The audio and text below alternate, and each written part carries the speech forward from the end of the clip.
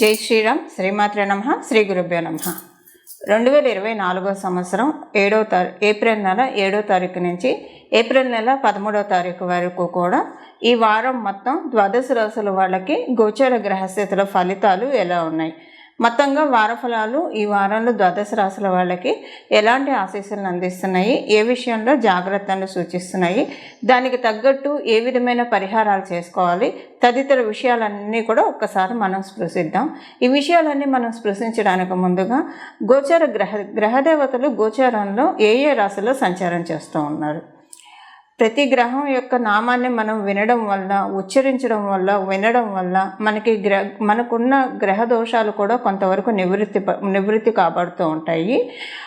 మనకి బ్లెస్సింగ్స్ కూడా ఆయా గ్రహాది దేవతల నుంచి మనకు అందడం జరుగుతుంది. అందువల్ల గోచారంలో గ్రహస్థితులు ఎక్కడెక్కడ ఉన్నాయో ఫస్ట్ మనం తెలుసుకొని అప్పుడు మనం ఫలితాల్లోకి వెళ్దాం. కాలపురుషుడు కుండలిలోంచి మొదటి రాశి అయిన మేషరాశిలో గురు భగవానుడు బుధదేవుడు ఇద్దరు సంచారం చేస్తూ ఉన్నారు. 10వ తారీఖు నుంచి బుధుడు ఆ రాశి నుంచి మేషరాశి నుంచి మీనరాశిలోకి ఆయన సంచారాన్ని జరుపుతూ ఉన్నాడు. అలాగే కన్యారాశిలో కేతు భగవానుడు సంచారము. ఈ వారం మొత్తం కూడా కుజుడు మరియు శనేశ్వరుడు వీళ్ళిద్దరూ కూడా అంటే మంగళుడు శనేశ్వరుడు వీళ్ళిద్దరూ కూడా కుంభరాశిలోనే సంచారం చేస్తూ ఉన్నారు. కాలపురుషుడు కుండలిలో ఆఖరి రాశి అయిన మీనరాశిలో రాహు భగవానుడు, సూర్యనారాయణమూర్తి, శుక్రుడు, వక్రగతిలో ఉన్న బుధుడు 4 గ్రహాలు సంచారం జరుగుతూ ఉన్నాయి. ఈ వారంలో గోచర గ్రహస్థితులు ఇలాగ ఈ రాశిలో సంచారం చేస్తూ ఉన్నాయి. ఈ గోచర గ్రహస్థితుల రీత్యా ద్వాదశ రాశుల వాళ్ళకి ఎలాంటి ఫలితాలు ఉన్నాయో, ఎలాంటి ఫలితాలు రాబోతున్నాయి అన్న విషయాన్ని మనం తెలుసుకుందాము. ఫలితాన్ని తెలుసుకోవడానికి ముందుగా బుధ భగవానుడు వక్రగమనము ఈ వారం మనకు ఒక విశేషాంశము.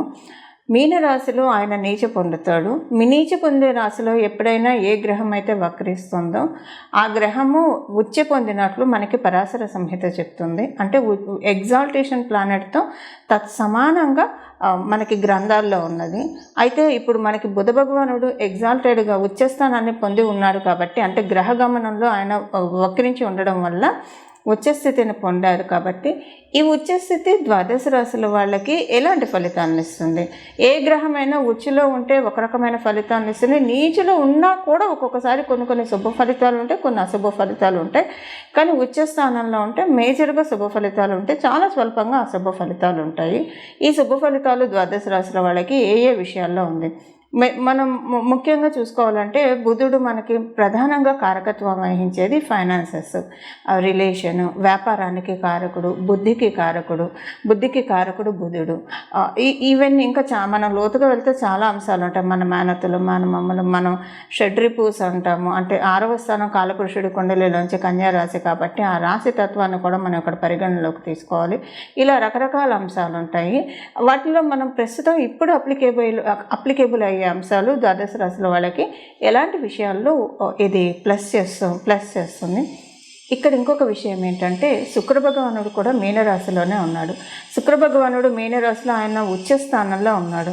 ఉచ్చస్థానంలో అంటే 2 గ్రహాలు ఇండైరెక్ట్గా బుధ భగవానుడు ఉచ్చలో ఉన్నాడు, శుక్ర భగవానుడు డైరెక్ట్గా మనకి నేరుగానే ఉచ్చ రాశిలో ఆయన సంచారం చేస్తున్నాడు. శుక్రబుద్ధుల కలయిక చాలా మంచిది. జనరల్గా జన్మజాతకంలో కలిసినా విడిగా కలిసినా కూడా శుక్రబుద్ధుల కలయిక ధనానికి లీడ్ చేస్తుంది, కంఫర్ట్స్కి లీడ్ చేస్తుంది. చాలా మంచి అంశాలకి శుక్రబుద్ధుల కలయిక లీడ్ చేస్తుంది. అయితే ఈ మంచి అంశాలు పూర్తిగా రానియడానికి ఇంకెవరు అడ్డు చెప్పట్లేదంటే అక్కడ రాహు భగవానుడు ఉన్నాడు. రాహు భగవానుడు ప్లస్ చేస్తున్నాడా మైనస్ చేస్తున్నాడా అంటే ఆయన ఈ కలయిక విషయంలో ఆయన న్యూట్రల్గానే ఉన్నాడని చెప్పాలి. ఎందుకంటే శుక్రుడు ఆయన గురువు, రాక్షస గురువర్యులు శుక్రాచార్యుల వారు కాబట్టి రాహు భగవానుడికి గురువు శుక్రదేవుడు, బుధుడు కూడా ఆయనకి మిత్రుడే, శత్రువు అయితే కాదు. అందువల్ల ఆయన అడ్డు చెప్పట్లేదు, అలాగని పూర్తిగా ఆమోద ముద్ర కూడా వేయట్లేదు. అందువల్ల మనకి ఎక్కడ కర్తరి వేద లేదు. కాకపోతే ఒక విషయంలో అయితే జాగ్రత్తగా ఉండాలి. ద్వాదశ రాశుల వాళ్ళు కూడా స్కిన్ ఎలర్జీస్ రావడానికి రెస్పిరేటరీ విషయాల్లో, రెస్పిరేటరీ అంటే ఈ 12 రాశుల వాళ్ళకి 27 నక్షత్రాల వాళ్ళకి కూడా ఈ మెయిన్ పాయింట్, కామన్ పాయింట్ వర్తిస్తుంది. స్వల్పంగా స్కిన్ ఎలర్జీ రావడానికి లేదా శ్వాసకు సంబంధించిన ఇబ్బందులు రావడానికి, ఈ రెండిట్లో దేనికైనా నరాలకి సంబంధించిన ఇబ్బందులు చిన్నగా తలెత్తడానికి అవకాశం ఉంది. ఈ విషయంలో జాగ్రత్తగా ఉండండి. అంటే కూర్చున్నప్పుడు సడన్గా కాళ్ళు పట్టేసేయడము, పడుకున్నప్పుడు కాళ్ళు పట్టేసేయడము, లోపల మెలిపెట్టేసినట్టు, నరాలు మెలిపెట్టేసినట్టు ఇలాంటివి జరుగుతాయి. కాబట్టి కొంచెం ఆహారము జాగ్రత్తగా తీసుకోవాలి. ఆహారము మెయిన్ డైట్ రైస్ తీసుకోకపోతే ఇలాంటివి జరగడానికి కూడా ఆస్కారం ఉంటుంది. కాబట్టి కొంచెం ఈ విషయంలో జాగ్రత్తగా ఉండాలి. దీనికి ప్రత్యామ్నాయం ఏంటంటే మీరు ఆహారం తీసుకోవడం, ప్రత్యేకించి మీ డైట్లో రైస్ ఉండేట్టు మీరు ప్లాన్ చేసుకోవాలి. చేసుకుంటే కనుక ఈ ప్రాబ్లం నుంచి, నరాలకు సంబంధించిన ఇష్యూ నుంచి అయితే బయటకు రావడానికి అవకాశం ఉంటుంది. ఇంకా స్కిన్కి సంబంధించింది అంటారా, మీరు వాడే ప్రొడక్ట్స్ ఏవైతే ఉంటాయో మీ స్కిన్ మీద 1-2 సార్లు చూసుకోండి. ఏదైనా నూనె వస్తువులు తిన్నప్పుడు అది ఒంటికి రాసుకోకుండా శుభ్రంగా చేతులు కడుక్కోండి. మ్యాక్సిమం అందరూ అలానే ఉంటారు. ఒక్కోసారి ఓవర్ లుక్లో అది మనం తెలియకుండా వదిలేసేస్తే అది మొహానికి తగిలినా, శరీరంలో ఏ భాగానికి అలా తగిలితే ఇలాంటి టైంలో అది తెల్లటి మచ్చలు ఇవ్వడానికి ఛాన్సెస్ ఉంది. కాబట్టి ఈ విషయంలో కొంచెం జాగ్రత్తలు తీసుకోవాలి. ఇది కామన్గా 12 రాశుల వాళ్ళకి అప్లై అయ్యే స్వల్పమైన ఇబ్బంది. ఇప్పుడు మనము అసలు రాశి ఫలితాలు ఈ వారం మొత్తం కూడా ఎలా ఉన్నాయి, ఏ విషయాల్లో ప్లస్ ఉన్నాయి, ఈ విషయాన్ని మనం ఇప్పుడు చూద్దాం. ధనుసు రాశిలో పుట్టిన వాళ్ళకి ఈ వారము పెక్యులారిటీలు ఎక్కువగా ఉన్నాయి. బాగోదంటే చాలా బాగా ఉంటుంది, చాలా బాగా ఉందంటే బాగోలేదనే చెప్పాలి. రెండు ఒకటే ఏకకాలంలో వర్తిస్తూ ఉన్నాయి. అంటే ఇది కాంట్రడిక్టరీగా కూడా ఉంటుంది, అలాగే పెక్యులర్గా కూడా ఉంటుంది. 2 పాయింట్స్ ఒకటేసారి అప్లికేబిలిటీ ఉంది ఈ వారం మీకు. మిమ్మల్ని కాంట్రడిక్ట్ చేసేవాళ్ళు మీ చుట్టూ ఎక్కువ అవుతారు. మీరేం మాట్లాడినా వాటిలో విపరీత అర్థాలు ఎతికే వాళ్ళు ఎక్కువ అవుతారు. మీకు ఒక్కొక్కసారి సమాధానం చెప్పలేక విసుగు చెందుతారు మీరు. ఇది మీ ఇంట్లో వాళ్ళు కావచ్చు, బయట వాళ్ళు కావచ్చు, ఎవరి వాళ్ళనైనా సరే మీ సహనానికి చాలా పరీక్ష పెడతారు, బాగా విసిగిస్తారు. ఇక్కడ ఉద్యోగంలో బాగా ఉంటుంది, వ్యాపారంలో బాగా ఉంటుంది, అంతా బాగానే ఉన్నా మీ పనులు మిమ్మల్ని సరిగ్గా చేసుకోనికుండా మిమ్మల్ని విసిగించే వాళ్ళు మీ చుట్టూ ఎక్కువ అవుతారు. మీరు గృహ ప్రయత్నాలు చేస్తూ ఉంటే కనుక ఈ ప్రయత్నాలు అయితే ముందుకు వెళ్తాయి. అంతకు ముందుతో మనం కంపేర్ చేస్తే ప్రయత్నాలు ముందుకు వెళ్తాయి.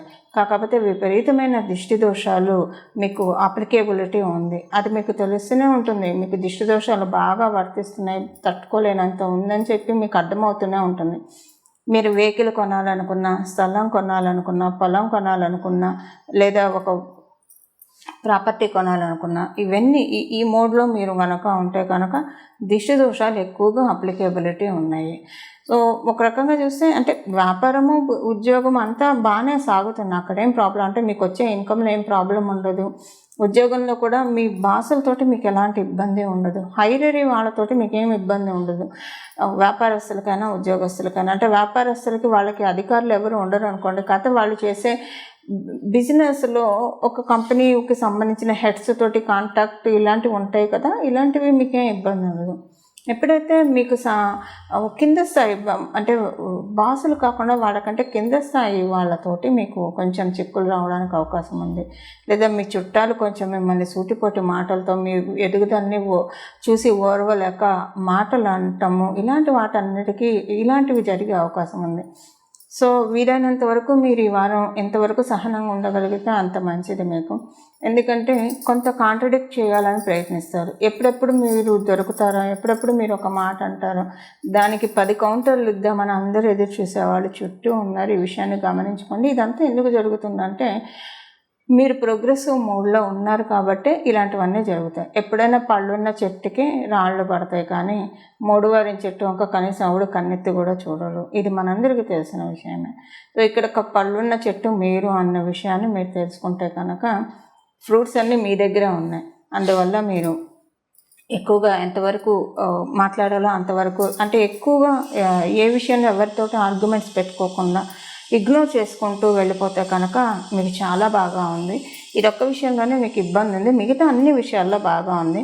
సో మీరు మాట్లాడే మాటల్ని కాంట్రడిక్ట్ చేసే వాళ్ళు ఎక్కువ అవుతారు. ఈ విషయంలో కొంచెం చూసుకోండి, జాగ్రత్తగా ఉండండి. ఈ ఒక్క విషయంలో జాగ్రత్తగా ఉంటే మిగతా విషయాల్లో అంతా అనుకూలంగా ఉంది. ధనుసు రాశిలో పుట్టిన వాళ్ళందరికీ కూడా. చూశారు కదండి ఈ వారం మీ రాశి ఫలితాలు ఎలా ఉన్నాయో. అయితే ఇప్పుడు మనం పరిహారం ఏ పరిహారం చేసుకోవాలో చూద్దాం. బుధుడు శుక్రుడు ఇద్దరు కూడా శుక్ర భగవానుడు సంచారము ఉచ్చస్థానంలో, బుధుడు కూడా ఉచ్చస్థానంలో సంచారం, అంటే వక్రించడం వల్ల ఆయన ఉచ్చస్థానంలో సంచారం చేయడం వల్ల ఈ వారం అంతా కూడా శ్రీరామచంద్రమూర్తిని సీతారాముల్ని కొలవడం చాలా మంచి ఫలితాన్ని ఇస్తుంది. అక్కడ సూర్యనారాయణమూర్తి కూడా ఉండడం వల్ల, సూర్యనారాయణమూర్తి ఇక్ష్వాకుల వంశానికి అదే దైవము, మనందరికీ తెలిసిన విషయమే. అందువల్ల రవి బుధ శుక్రుడు రాహువుల కలయిక 4 గ్రహాలు ఇక్కడ మనకి మీనరాశిలో కలిసి ఉండడం వల్ల ఈ వారం మొత్తం కూడా రామనామాన్ని జపించడము, రామాయణాన్ని వినడం కానీ చదవడం, మీకు చదవడం వస్తే చదవడము, ఇలాంటివి ఏవైనా కూడా చేస్తే కనుక చాలా చక్కటి సత్ఫలితాలు ఉంటాయి. లక్ష్మీ అమ్మవారిని వెంకటేశ్వర స్వామి సహితంగా, విష్ణుమూర్తి సహితంగా ఆరాధించడం కూడా చాలా చక్కటి ఫలితాలను ఇస్తుంది. అయితే ఏ నామంతో కనుక ఇవన్నీ చేయడానికి టైం కుదరదు అని అనుకుంటే రామనామం జపించుకోవచ్చు. ముఖ్యంగా ఒక నామాన్ని జపిస్తే చాలా మంచి ఫలితాలు వస్తాయి. ఆ నామం ఏంటో ఇప్పుడు మనం చూద్దాం. ఆ నామాన్ని మీరు మనసులో, నేను నామంగానే ఇస్తున్నాను, మనం బీజాక్షరాలు కానివ్వండి, ఓంకారాలను కానీ చేరిస్తే అది మంత్రం అవుతుంది. మంత్రం మటుకు స్నానం చేసిన తర్వాతే శుచిగా ఉండే చదువుకోవాలి. నామానికి ఏ తప్పు లేదు కాబట్టి మీరు స్నానం చేసి శుచిగా ఉన్నా చేయొచ్చు. ఒకవేళ శుచిగా లేకపోయినా ఏ సమయంలో మీరు పడుకున్నా, ట్రావెల్ చేస్తున్నా, తింటున్నా కూడా చదువుకోవచ్చు. ఆ నామాన్ని నేను ఇప్పుడు ఇస్తున్నా. స్నానం చేసిన వెంటనే అయితే మీరు ఓంకారం, శ్రీకారాన్ని కూడా చేర్చి చదువుకోవచ్చు. ఆ నామం ఏంటో ఇప్పుడు మనం చూద్దాం. హరిప్రియాయే నమః, హరిప్రియాయే నమః, హరిప్రియాయే నమః. ఈ నామాన్ని, అమ్మవారిని మనము హరి యొక్క ప్రియురాలు ఎవరు? శ్రీలక్ష్మి అమ్మవారు. ఈ నామంతో కనుక మనం శ్రీలక్ష్మి అమ్మవారిని కొలిస్తే అమ్మవారు చాలా సంతుష్టురాలు అవుతుంది. ఈ నామంతో మనం హరిని పూజిస్తే శ్రీమన్నారాయణుడు సంతృప్తి చెందుతారు. ఒకళ్ళకి వాళ్ళు శివపార్వతులు ఆది దంపతులు, లక్ష్మీనారాయణులు ఆది దంపతులు, వాళ్ళిద్దరినీ మనం ఏకంగా పూజిస్తే కనుక ఎక్కువగా సంతృప్తి చెంది మనకి మరింత వరాన్ని గుర్తించడానికి చక్కటి అవకాశాలు ఉంటాయి. ఈ వారం అంతా కూడా విడవకుండా ఈ నామాన్ని మనసులో స్మరించుకుంటూ ఉండడానికి ప్రయత్నించండి. లక్ష్మీనారాయణుల ఆశీస్సులు సదా మీరు సంపూర్ణంగా తీసుకోండి. మంగళం. నమో భగవతే వాసుదేవాయ.